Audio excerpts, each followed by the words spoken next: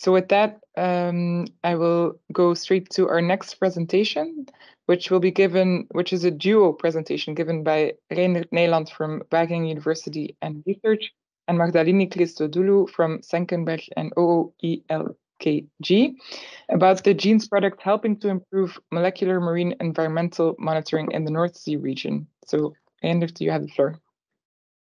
Thanks, Louise. So Magdalini and I will present the output that is now available for all of you, not only you, but everybody, I would say, in the world, that you can make use of what we all produced in GEANS to improve the molecular marine environmental monitoring.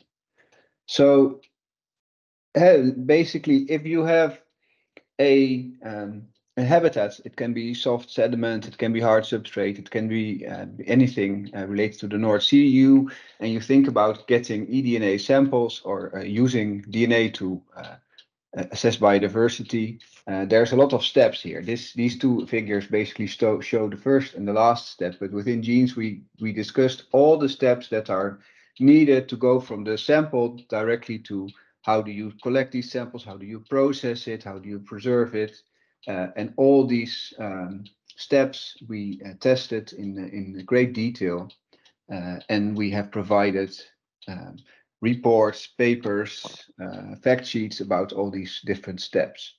And the last step in the process is, of course, going from the DNA sequence, because that's what you end up with after all the collection and lab work, to the identification of the samples. And that is the last step, but it's a very important one. And to be able to do that, you need a really good reference database. And Magdalini will now present, firstly, how we extended this reference database to a big extent. So Magdalini? Yeah, I'm here. Hello from my side also. So in order to create this reference library for GEANS, we targeted in the beginning of the project 800 species that they were found in the monitoring stations of the GEANS partner. So in order to find these species, we either did new sampling campaigns, or we search at vote banks in our houses, or we did in-house sequence, or we search our in-house sequence databases also. If you go on, Reindert, thank you.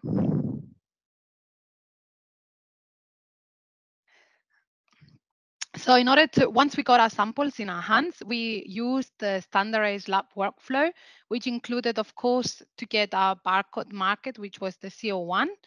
And we extracted the DNA, we amplified the DNA, and after we sequenced, we uploaded everything in BOLD, which is an online environment used for genetic data. Together with the sequences, we also uploaded complementary data, which included photos like the ones you see in your screens, and also collection data, as well as other complementary data like sex or age, and so on and so on. Go on. Here you can see an example of a page for a specimen of a species, in this case Pagurus bernatus, in BOLD, how it's presented from the inside. So on your right, you can see the species page, which includes collection data, taxonomic data, as well as various photos. You can also tag and say whether this species is validated or is niche species, and so on. On your right, you can see the sequence page, which includes information on the sequence as well as the trace file. When you upload all the data, you can get from BOLD a barcode compliance, which grades your data whether they are excellent or on an average quality. We try to acquire an excellency in all our data in GEANS.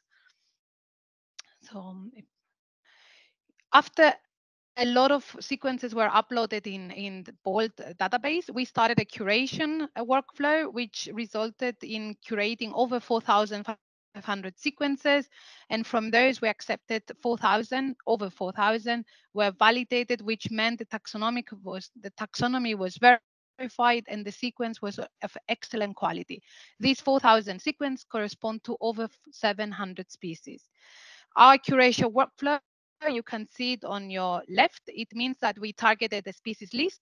This has to do that when you target a specific area, you have also the taxonomic making your reference library more accurate. We searched the public databases then if there were available sequences. We did field collections with the morphological identifications followed by taxonomic experts. We then DNA barcoded the specimens, and after we got our sequences, we initiated a quality control cycle, which include, among other, building neighboring joining trees where we saw whether we had contaminations or out of place. For example, if we saw that in a polyhedral tree, we had the mollusk, that was a mistake, and so on. We check also whether we aimed to have 3 specimens from each species, whether these 3 specimens had similar sequences, but not only in one house, but across our sequencing houses, which was ILVO in Belgium, Senckenberg in Germany, and Naturalis in Holland, that we had similar sequences also. We updated constantly the taxonomy, and once we had new data uploaded, we initiated always a new curation flow. There are many other steps we followed in our curation, and in the end, once the curation was completed, we validated this data, and we aimed in publishing this data in having them accessible to everybody. A part is already accessible, and soon in the following week the whole database will be freely in the internet for everybody to use. Here you can see that in the GEANS reference library, we have at the moment 4,005 CO1 that correspond to 712 species that belong to 15 phyla. From them, arthropod has the highest number of sequences, but also species, followed by mollusks, echinoderms in abundance, and annelids, and so on and so on.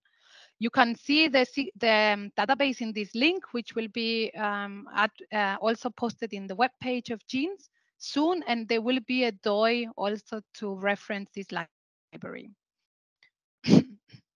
Just to give you an idea where were we and where we are today, we targeted in the beginning of GEANS 800 species that they were found in the monetary stations of the partners. We found from those over 600% species. We have also managed to find the 30% of these species, but we were unsuccessful in amplifying these. We have still not managed to find the 10%. In the process of trying to find species we were missing from the beginning, we found a lot of additional species. So we found another 300 species that we didn't have in our initial list. So today the GEANS reference library holds 700 species, over 700 species, which corresponds to a 70% of these 1,000 species. We have specimens for 20%, still unsuccessful in amplifying them, and we're still looking at 8%. But nevertheless, we still try to increase our reference library, aiming to cover the whole North Sea fauna. Just to get an idea where we stand in relation to the North Sea, here you can see, for example, that here you can see the barcode coverage of the marine macrobenthing species. So in total, a gross estimation is that in the North Sea exists 2,229 species. That was data from OBIS. So we have managed to barcode, for example, 245 arthropods from a total of 648, making it over 1/3 of the species found in the North Sea. We have barcode over half of the mollusca found. The same goes for the echinoderms. We have not found a lot of bryozoa and porifera, not because we didn't have specimens, but because we lack the taxonomic expertise in these groups. So we weren't able to identify them down to species. So in conclusion, the take-home message is that the reference libraries are critical for the implementation of DNA-based environmental assessment. Currently, the GEANS library holds over 4,000 CO1 sequences that they are validated, and they belong to over 700 species, of which 69 are non-native species, and they are covering 32% of the North Sea macrobenthos, and it continues to grow. A barcode for 89 species found in the North Sea was given for the very first time through GEANS. The GEANS reference library is the first curated library covering all the spectrum of macrobenthing animals in the North Sea. That includes validated sequence compared with the Research Institute. And of course, our library supports the implementation of fast, cost-efficient, and reliable DNA-based identifications and subsequently environmental health assessments in the North Sea. So thank you very much, Reindert. You can go on. Yeah, so thanks for that overview of the reference database, which is I must say pretty impressive, I think. And of course, we didn't only build this reference database, we built many other things, and all the output from GEANS is available to all of you through the website geans.eu. And I'll highlight a few of the things you can find there now. Of course, it goes. There's not enough time to highlight everything. I'll start with saying something about the protocols that we have tested and validated and put online, and then I'll go on to say a little bit about outreach and our decision support tool. So on the GEANS website, either through the main page or directly going to the protocols link, we have separate protocols that are developed for soft substrate, hard bottom substrate, NIST species, eDNA, but we also collected there the protocols that didn't work for us, so you don't have to try it again yourself. And of course, these protocols have been tested. So for instance, the soft sediment, Sophie has already also mentioned that. We had, for instance, done a ring test where we sampled the same sample was processed by 4 different labs and doing the same methods and with the same protocols to validate that indeed the patterns that we find are really, really similar and the protocol is very reliable.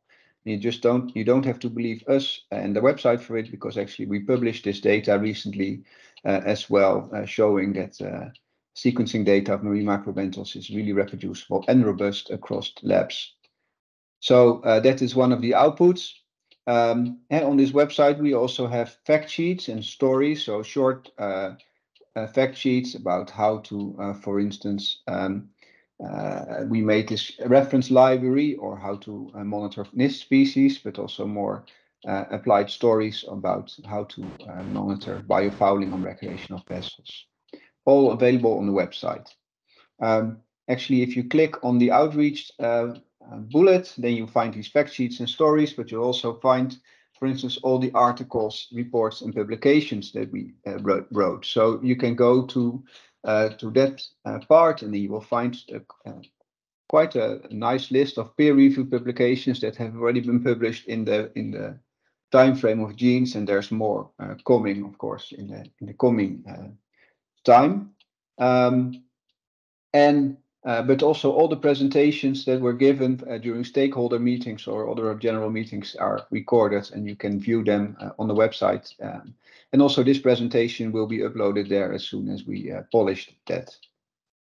Furthermore, posters that were presented at conferences, all the data is actually collected on the website. Then a final thing that I'd like to make you aware of is our decision support tool, or decision support 3, that we built. And basically, this is a tool that integrates all the knowledge that we gained in GEANS. So it will, if you already know what you need to do, and you have soft sediment and you want to do bulk sample metabarcode, you can of course directly go to that protocol on the website. But if you don't really know that, then you can just go to the start page of this decision support tool and say, hey, I want to monitor the biodiversity, click on that, and then the tool will guide you towards all the protocols, fact sheets, stories, and other things that you need to answer your question. The tool is available online now through the GEANS website, and it should basically integrate all the data that we have collected together in an easily accessible way. So that is a very short overview of all the products that we have generated. Thank you. Thank you so much, Reindert.